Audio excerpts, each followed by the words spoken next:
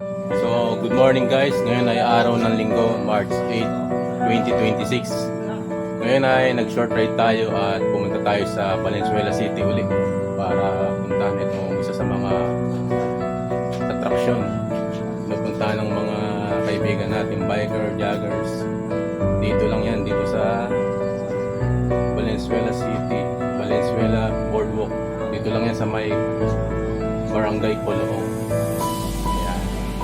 So makikita nyo, Malayo talaga na kami sa magandang lugar na to. So bike, pwede bike. pupuntahan natin hanggang dun sa dulo Tumayo na eh. na makita natin kung ano yung ating makikita sa loob. Ito yung mga rules dito sa park na to. So, ayan. Bukas siya araw-araw, 5 hanggang alas 10 na umaga. Ayan, ng gabi pala. Ayan, bawal sigarilyo, bawal nakakasinayin. Basta bawal lahat ng hindi karapat-dapat. So, ayan.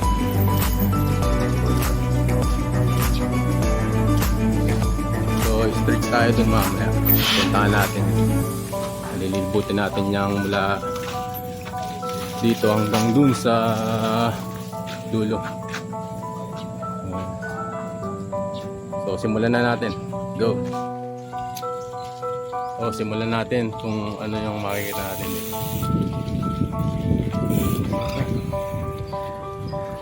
Medyo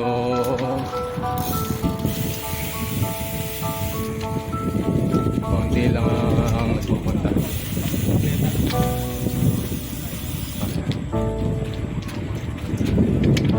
Ito yung tinaguri ang Great Wall ng Valenzuela City. Isa rin ito sa mga flood control na lumalaban ng pumuprotect para hindi pain ang mga nasa malapit na lugar. Yan. Masarap magbike dito. Saan ang pumupunta? Pero alas 8 na ng umaga kaya solo natin. May mga ilan mga nagja-jogging. May mga nagbabike, ilan lang.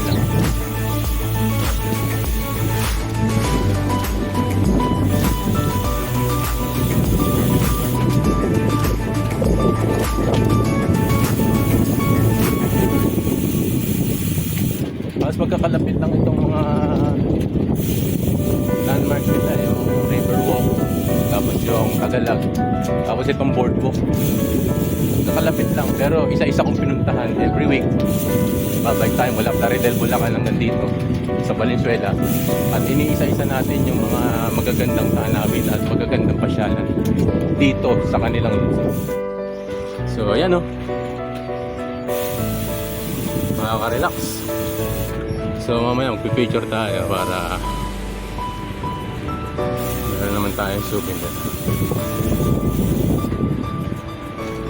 Ay, sarap sa pakaramdam. Ano din yung hangin. So sa kabila makikita nyo yung ilog. Ayan. Hindi ko lang alam kung ilang kilometer yung haba nitong boardwalk na to. Medyo mas ikot ang kalsada. So yeah.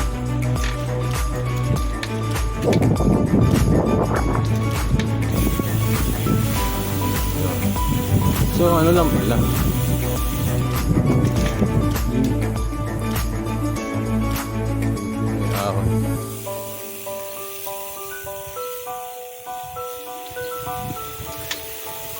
yeah. So far so good naman.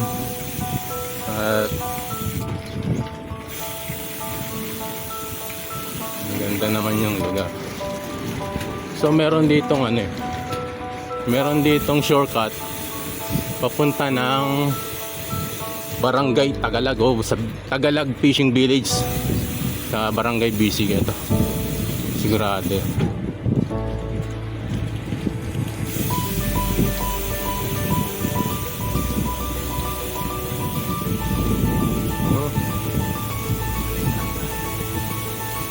Kabisado.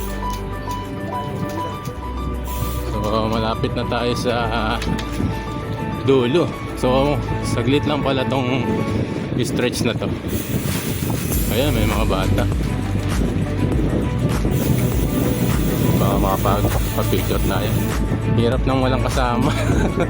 Pero ang gagandaan naman ng solo ride ay yung pacing mo ay makukuha mo. Wala kang iintindi. Magmabagal ka, magmatuling ka, it's up to you.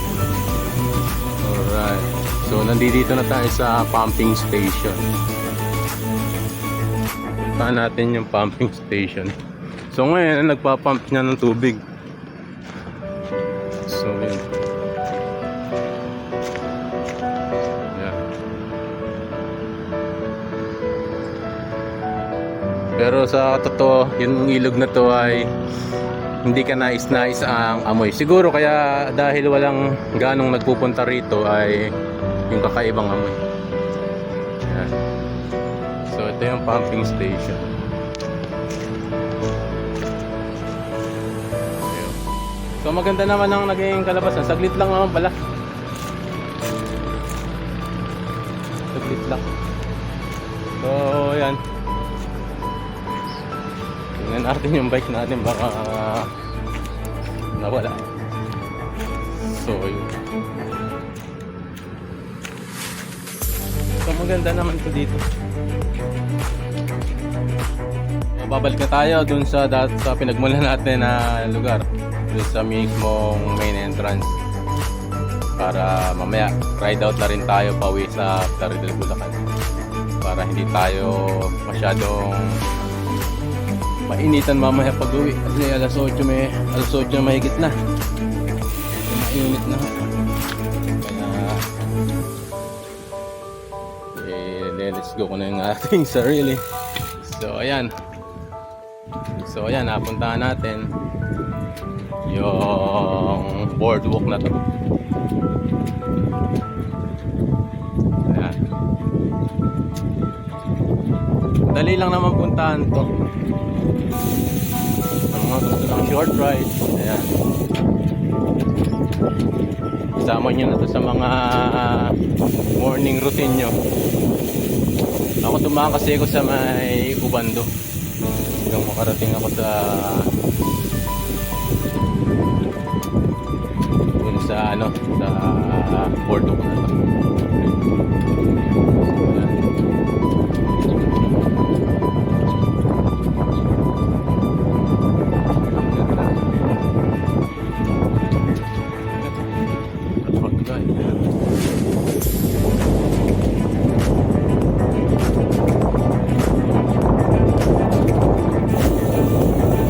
Nagagaling ko lang dito sa gabing trabaho eh. Buti alas 5 lang ng umaga kami pinauwi.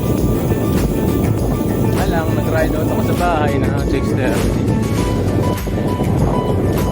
Biglang tirik ang araw. Alas 7 pa lang eh. Sumobra na yung init ng araw, kaya ngayon medyo painit na ng painit. Pero ang kagandahan naman ay narating natin ang isa sa mga nais kong puntahan, yung boardwalk na. Alright.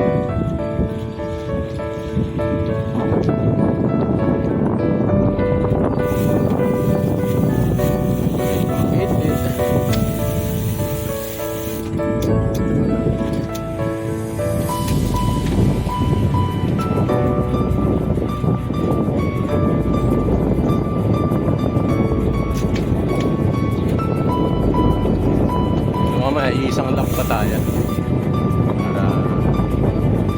para natin yung ating Strava.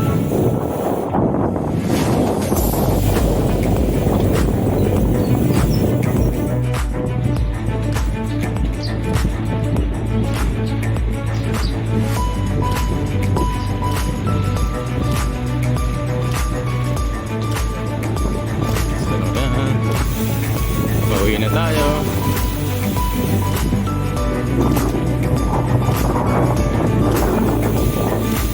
Ang hirap lang dito sa lugar na to ay nga Hindi kaaya-aya ang amoy ng ilog. Buti medyo malakas ang hangin. Kung hindi, talagang suffocate ka. Yun lang ang disadvantages dito.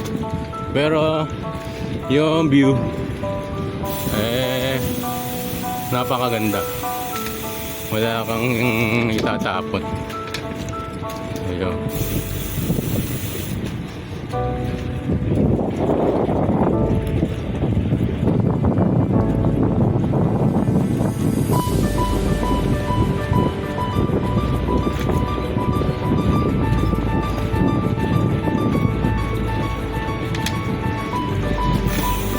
Ayan, malapit na tayo doon sa main.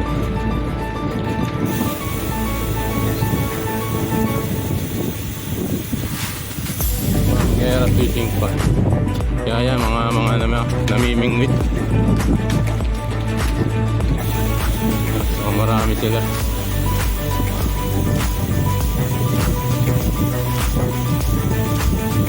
Okay. Pabalik na tayo sa ating main entrance.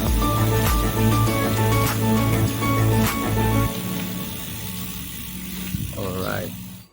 So yun na nga, at nalibot natin yung boardwalk mula rito sa entrance hanggang dun sa dulo. So napakaganda. So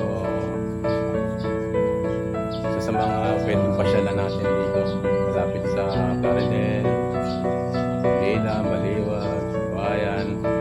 So napakaganda ng ginagawa ng Valenzuela City Government at ginagawa nilang pasyalan itong mga flood control project na ito. So happy Sunday sa inyong lahat at magandang umaga sa inyong lahat. Alright. So babalik tayo doon para makauwi na tayo. Doon tayo dadaan sa may Tagalog. So, see you. So ayun, dito na tayo sa Tagalog Fishing Village. So dito tayo sa signage ng Tagalog. Doon tayo umikot kaysa doon tayo bumalik sa may Gulong. Doon nalilito ako rin. Dito na tayo dumaan. So video taking muna tayo dito. And uwi na tayo. So ito ang mapupuntahan nyo dito pagka punta kayo dito sa Tagalog. So ayan.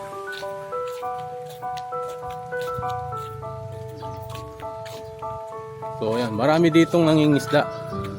So hindi ibig sabihin na pwede kang mangisda dito libre na. Hindi, may bayad yun. Bawat mahuhuli nyo na isda ay katumbas yun na babayaran nyo. Kaya nga tinaguran itong fishing village. So ayan. So mula rito sa Tagalog Fishing Village hanggang sa makarating tayo sa Valenzuela Boardwalk ay nakapag short ride tayo at maganda naman ang ating mga napuntahan, na refresh ang ating isip dahil sa magandang tanawin na ating nakita. So ngayon ay pauwi na tayo sa Plaridel, Bulacan. So mula rito sa Valenzuela City, lagi kong pinaalala lagi sa inyo na ano man ang pinagdadaanan ay tuloy nyo lang ang padyak ng buhay. At ingat po sa inyong palagi. God bless. At hanggang sa muling biyahe nito ay sana ay subaybayan nyo. So maraming salamat at God bless. Happy Sunday.